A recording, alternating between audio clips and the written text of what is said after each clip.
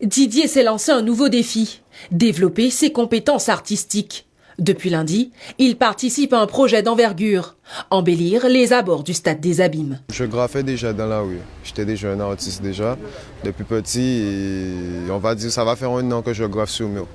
Et j'ai accepté cette formation-là pour pouvoir développer ce que je sais faire, tu vois.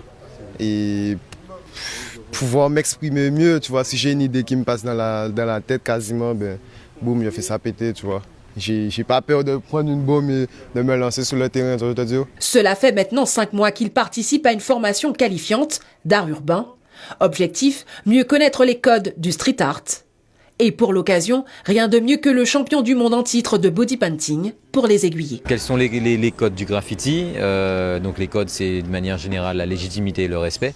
Ce sont des valeurs aussi que l'on va retrouver dans la vie de tous les jours, dans le travail, dans la vie de tout un chacun. Donc déjà les valeurs. Ensuite, apprendre à mettre en place un projet comme celui-ci. Donc c'est quoi? C'est connaître le lieu, connaître le mur, prendre en considération le mur qu'on va peindre, s'il est grand, il est petit, il est haut, il est large, etc. Parce que ce que vous allez faire sur un mur avec des trous, c'est pas ce que vous allez faire sur un mur plat. Choisir quelle est la demande, qu'est-ce que le propriétaire ou le demandeur souhaite avoir sur son mur, proposer quelque chose, essayer d'y mettre sa touche. Ils ne sont pas moins de 12 jeunes, motivés et décidés à bien manier la bombe.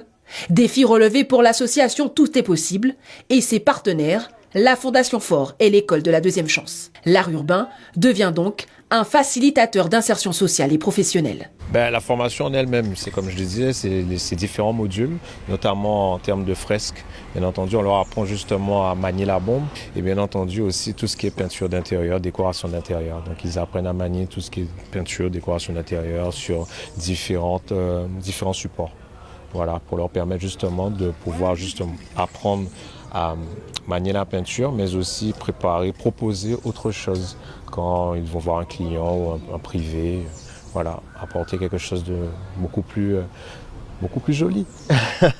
Ce projet permet aussi aux jeunes de découvrir une activité qu'ils voient dans la rue, qu'ils puissent être en phase, que c'est quand même un projet qui appartient à nos jeunes et par ce biais, ils vont pouvoir accéder à une formation qualifiante qui sera bien entendu un titre professionnel où ils vont pouvoir valider le titre de peintre en décor. Ce chantier d'insertion dédié à l'art urbain se poursuit jusqu'en septembre.